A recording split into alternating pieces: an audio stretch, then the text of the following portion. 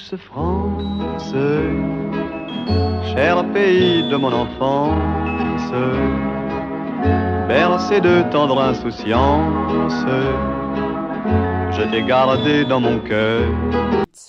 Donc la prochaine région est Paris et les Parisiens. Aux Champs-Élysées, aux Champs-Élysées, au soleil, sous la pluie, à midi ou à minuit, il y a tout ce que vous voulez aux Champs-Élysées. Cette chanson et ces images sont l'image des Parisiens hors de France, dans le monde. Mais en France, cela est totalement différent. Voici l'image des Parisiens. Parisiens, tête de chien. Donc le préjugé numéro 1 est que les Parisiens sont arrogants et se sentent supérieurs aux autres. Tout d'abord, il faut savoir qu'à Paris, il y a Paris Centre, la ville, qui est composée de 20 arrondissements et 2 millions d'habitants. Donc au centre du 1er au 8e arrondissement, c'est là que vont les touristes comme la Tour Eiffel qui est dans le 7e ou les Champs-Élysées qui sont dans le 8e. Mais autour de Paris, à la périphérie, représentée sur le plan par la ligne grise qui entoure Paris, c'est le pont périphérique. C'est un périphérique où des voitures circulent. Donc voilà le pont, et si on le passe même de 1 mètre, et bien là on est en banlieue parisienne, on n'est plus à Paris. Donc par exemple ici, juste à côté du pont, la ville de Châtillon, ou ici, juste à côté du pont, la ville de Saint-Ouen. Donc sur ce plan, 75 est Paris-Centre, et les 7 autres zones, de 78 à 95, sont la banlieue parisienne, avec en tout 10 millions d'habitants et 1200 villes. Donc à Paris-Centre, il y a pas mal de quartiers plutôt riches, où on appelle cela des quartiers chics, et notamment aussi beaucoup de quartiers touristiques. Mais dans le nord de Paris, dans les arrondissements le 18e, le 19e, le 20e et le 11e, il y a aussi des quartiers populaires, c'est-à-dire plus pauvres, et avec plus de métissage, que ce soit des Africains, des Maghrébins, des Asiatiques ou des Indiens. Et ensuite, en banlieue, c'est connu pour avoir beaucoup de ghettos et des quartiers chauds et à problème, mais il y a aussi des villages, beaucoup de villages en banlieue parisienne, et aussi des villes très riches, comme ici par exemple Neuilly-sur-Seine, qui est très connu pour être très chic. Donc on voit que Paris est une ville complexe et que cela demande un zoom et une analyse profonde. Ensuite aussi à Paris, il y a 3 types de catégories sociales. D'abord la catégorie haute, les gens plutôt bourgeois et riches. C'est une catégorie assez cultivée et qui a fait de hautes études. Et ils sont en général français de souche, c'est-à-dire français natifs de peau blanche. Ensuite, il y a le parisien moyen, la classe moyenne, monsieur et madame tout le monde. Donc ils peuvent être employés ou alors serveurs ou travailleurs dans le bâtiment. Et en général, donc on parle aussi des Français de souche, de peau blanche. Ils sont ni riches ni pauvres. Ensuite, il y a la France d'en bas, donc les Parisiens qui sont plus pauvres et de catégorie sociale plus basse. Donc d'abord, parmi les Français de souche, donc il y a des catégories sociales basses et peu cultivées, qui travaillent plus comme ouvriers par exemple. Et souvent, on va les appeler des beaufs. C'est-à-dire qu'ils sont peu cultivés et pensent qu'au football et à boire un peu d'alcool et à écouter du rock. Et enfin, la dernière catégorie, ce sont les jeunes des quartiers populaires de Paris-Centre ou de la banlieue, dont les parents ont immigré dans les années 50-60, venant des pays colonisés par la France, et qui ont donc une double culture. Parmi eux, certains n'ont pas été loin à l'école, ils sont parfois tombés dans la délinquance, et d'autres sont surdiplômés et ont eu des études brillantes, mais ont parfois des difficultés à trouver du travail ou à avoir un haut poste en France, à cause d'un certain racisme. Donc si on revient au préjugé numéro 1, les Parisiens sont arrogants et se sentent supérieurs aux autres. Donc maintenant, vous pouvez bien comprendre que ça correspond surtout à la catégorie numéro 1, plutôt les bourgeois de Paris et ce qu'on appelle les bobos.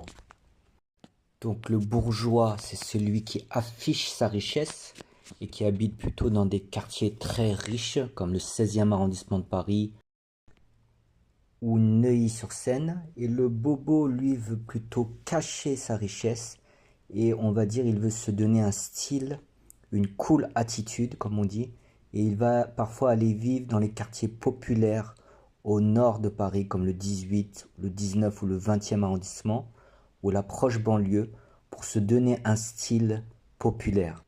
Donc le bobo s'en fiche complètement des immigrés, mais pour lui, habiter par exemple dans le 18e arrondissement et avoir un épicier arabe, pour lui c'est le comble ou le top pour avoir un bon style.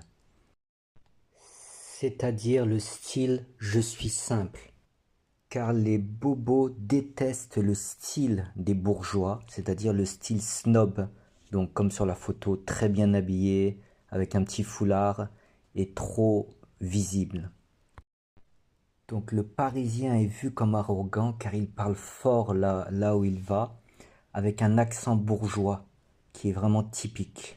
Ici, on va entendre un petit peu l'accent bobo. Comment tu vas? Avec ce temps, oh là là, c'est relou, il pleut tout le temps, ça me casse les couilles. Ah ouais, c'est relou, hein. Petite bière? Ouais, on est bien là. Alors, juste une petite seconde, je vais te la commander. Je pense qu'il faut quand même resituer le film dans son contexte. C'est juste après la guerre. Parce que c'est important. Si, c'est Saint-Germain-des-Prés. Oui, Bon, alors. la fête, l'insouciance. Non, c'est le courant très fort de l'existentialisme Enfin, qui tout a le monde marqué. le sait, Jean-François. Mais ça a marqué une génération, je veux dire, ça lui a fait prendre conscience des réalités sociales. Et ça transparaît pas dans le film. Ah non, ça transparaît C'est ça qui me gêne un petit peu quelque Oui, part. moi, il y a des choses qui me gênent aussi. Attention, j'ai pas dit que c'était un chef-d'œuvre comme ça. Hein, parce que quand on y pense, il y a que les dialogues qui mettent en valeur le film. Les dialogues sont signés André Baudard. C'est quand même. Surtout les dialogues, parce que quand on voit aujourd'hui, c'est vrai, la nullité de certains dialoguistes. Oui. Le manque de Donc c'est cet accent bobo qui donne l'image des Parisiens qu'ils se prennent pour le centre du monde et que la Tour Eiffel est le centre de la Terre. Ensuite, le préjugé numéro 2, que les Parisiens sont désagréables. Ainsi, il y a une expression utilisée par les autres villes qui dit « Parisien, tête de chien », car ils font toujours la gueule. Faire la gueule signifie ne pas être content, ne pas être souriant. Donc les Parisiens ont la réputation de ne pas être agréables quand on leur demande une rue ou un service et qu'ils ne sourient jamais. C'est un peu vrai car les Parisiens sont très stressés. On dit métro, boulot, dodo. Et ils ont une vie à 100 à l'heure avec les transports en commun, avec beaucoup de monde. Donc ils ont tendance parfois à ne pas être agréables à cause du stress et du manque de temps. Ensuite, le préjugé numéro 3 est que les banlieues parisiennes sont dangereuses.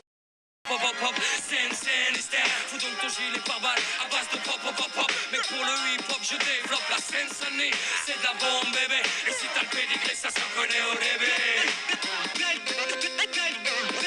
C'est de la bombe, bébé. C'est de la bombe, bébé. C'est de la bombe, bébé.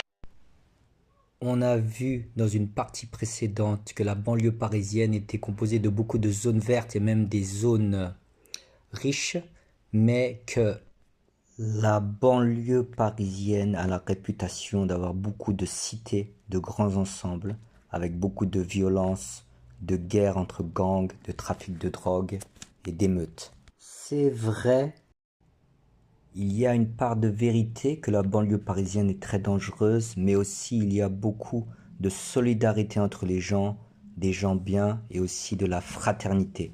Il faut comprendre que la région parisienne est extrêmement complexe et abrite des gens pouvant avoir des différences culturelles et sociales extrêmement larges. On le voit dans cet extrait du film La Haine, qui est un film sur la banlieue parisienne, où les 3 jeunes de banlieue essayent de draguer 2 parisiennes bobos, des bourgeoises, et on voit que c'était comme s'ils vivaient sur 2 planètes différentes, 2 mondes totalement différents. À ton avis? On croyait que t'étais timide. Timide? Ouais. Ouais, je suis timide. Je suis un grand timide. Un numéro de téléphone, moi plus tard, on se Ah ouais, fait d'accord, ok. Eh, mais vous êtes tous pareils. Il y a ton pote qui nous dit que tu veux discuter. Tu veux discuter? Tu Bah veux oui. discuter de quoi? Vraiment, De quoi tu veux discuter? vous faites chier, hein, vraiment. Nous, on veut bien parler avec vous, mais tout de suite, je sais pas, vous êtes agressif. Comment vous voulez qu'on vous respecte? Bah attends, mais tu sais plus pour qui, toi? La meuf qui fait la pub pour Wonderbra, là, ou quoi? Mais quoi, je t'ai pas parlé à toi? Moi, je te parle à toi. Si vous regardez, regardez quoi là? Mais t'es marteau, toi, ou quoi? Toi, le marteau, tu vas, toi. Mais c'est quoi, Eh, c'est de confiance, vas-y, viens, laisse-moi. Mais arrête! Eh, mais ça va. Ça vous fait comme ça. Ça va, mon papa? Y a pas mort d'homme? Y a mort d'homme? Y a pas mort d'homme. Donc tout va bien. Tout va bien. Alors, s'il te plaît. S'il te plaît, C'est bon, on se casse. On se casse. S'il te plaît. S'il te plaît. On se calme, on calme le jeu. Eh, mais arrête, ça va pas. Dites à votre copain d'arrêter. C'est pour mon copain que tu me parles, tu vas te faire foutre. Allez tous, vous avez vite de repère. En enfer, putain de merde. Voilà. Vous êtes pas beau, putain. Excuse-moi.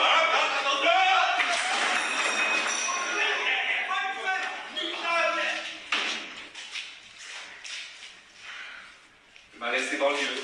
On aurait dû leur taxer. Et en fermant la porte, l'homme dit une formule célèbre dans les médias qui est le malaise des banlieues.